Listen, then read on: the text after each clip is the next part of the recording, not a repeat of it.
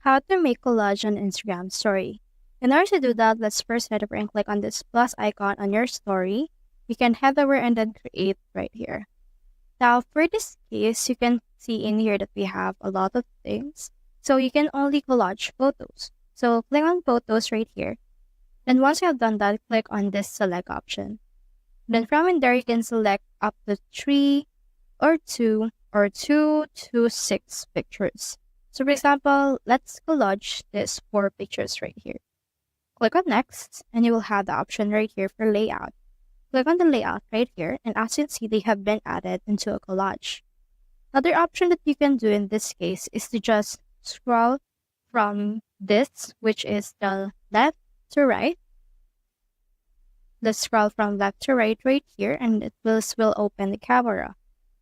Now from in there, you can head over and click on this layout and then add in here your photos that you will choose. So let me head over and add those photos right here. As you can see, they've been added, so just click on check and then just post it to your story.